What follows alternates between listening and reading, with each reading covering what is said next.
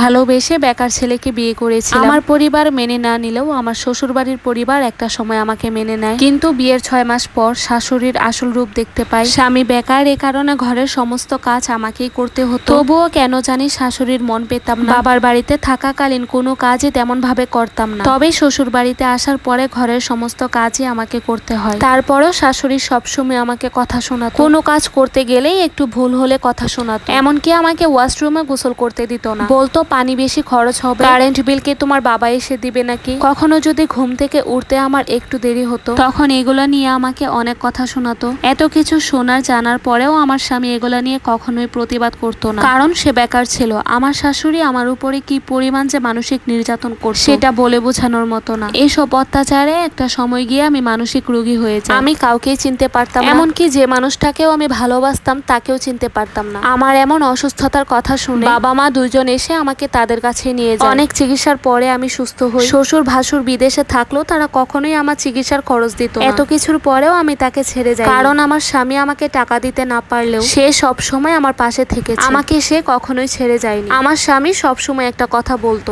একদিন আমাদের সব কষ্ট দূর হয়ে যাবে। আমি সব সময় নামাজ পড়ে আল্লাহর কাছে চাইতাম আল্লাহ যেন আমার স্বামীকে একটা বড় স্থানে নিয়ে যায়। বিয়ের 2 বছর পরে আমার স্বামী বিদেশে চলে যায়। শাশুড়ি যেহেতু ভালো না, তাই আমার স্বামী আমাকে আমার বাবার বাড়িতেই রেখে যায়। আমার স্বামী এখন মাসে লক্ষ লক্ষ টাকা ইনকাম করে। একটু কথা বলি, যারা খুব সুন্দর এবং কমফোর্টেবল 3 পিস নিতে চান তারা অবশ্যই এই অপূর্ণতা ফেসবুক পেজে নক করতে পারে। আপুর ড্রেস কালেকশন গুলা খুবই সুন্দর এন্ড কোয়ালিটিফুল। আমার ডেসক্রিপশনে আমি এই পেজটা মেনশন করে দেব, আপনারা চেক আউট করে নিতে পারেন। সে বেকার অবস্থায় তার পরিবারের সবাই তার সাথে দুর্ব্যবহার করে। এখন সে তার সব টাকাই তার পরিবারের কাছে পাঠায়। আমাকে শুধু মাসে 5,000 টাকা করে পাঠায়, কিন্তু এই টাকা আমাকে হজম করতে দেয় না। এই 5,000 টাকার জন্য আমাকে সব সময় খোঁটা দেয়, কথা শোনা। আমি অনেক কান্না করি, তবুও নির্লজ্জের মতো আবার সেই টাকা কি আর করব বলেন। আমি তো মেয়ে মানুষ, এমনও না যে সে আমাকে ভালোবাসে। তার কথা হলো সে তার সব টাকা তার পরিবারকে দিবে, আর আমার খরচ আমার মা বাবা দিবে। এইভাবে চললে সে অনেক খুশি। দেখতে দেখতে বিয়ের 7 বছর হয়ে গেল। আমার স্বামী ফ্যামিলি বিষয়ে আমাকে সৌদি নিয়ে যায়। প্রবাসে যাওয়ার পরে বেশ ভালোই দিন যাচ্ছিল। একদিন হঠাৎ জানতে পারি আমি মা হতে চলেছি। এটা জানার পরে আমার স্বামী ভীষণ খুশি হয়ে যায়, কারণ সে সব সময় একটা সন্তান চাইতো। তবে যতই দিন যাচ্ছিল